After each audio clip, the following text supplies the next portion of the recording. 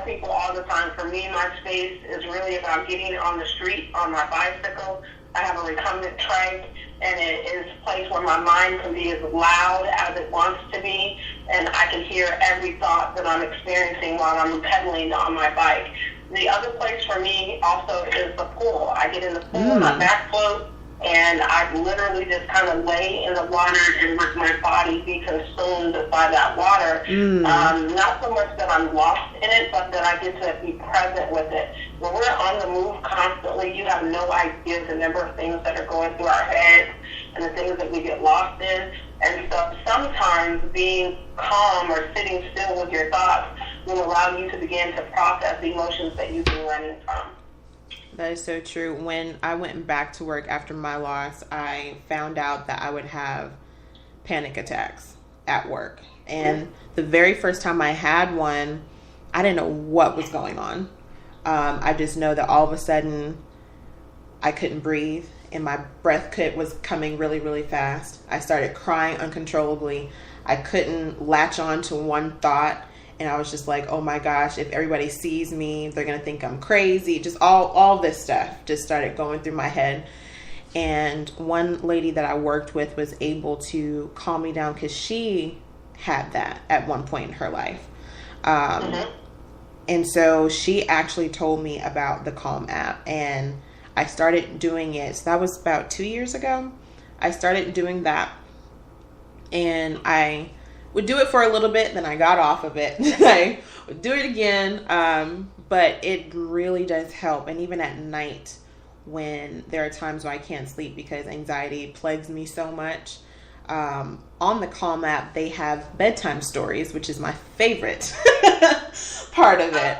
And they have Bob Ross on there, actually, the painter. Yeah.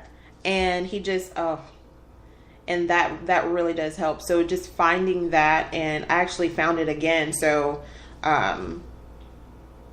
I took it off my phone for a little bit, and then I started again. And so finding that again and just having that moment just to remember to breathe. There are a lot of people out there who forget to breathe. They hold their breath for some reason.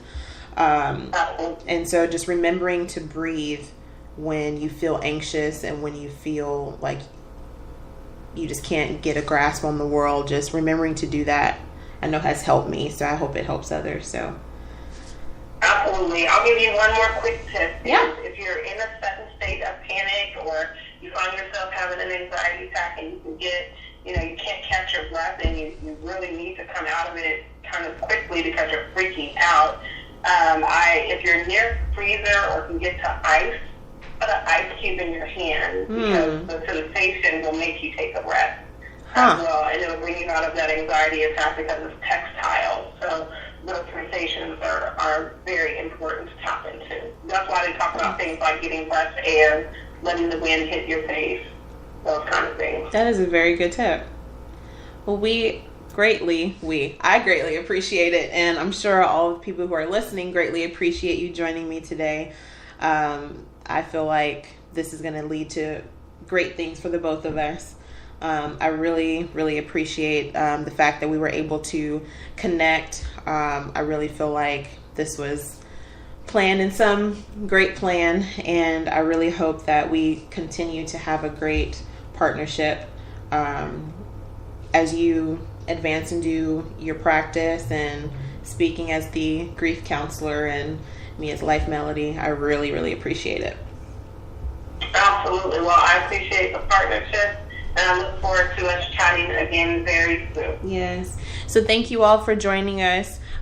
You can join me next week on Friday at 7 p.m. for another episode of Life After Grief. Thank you and have a good night.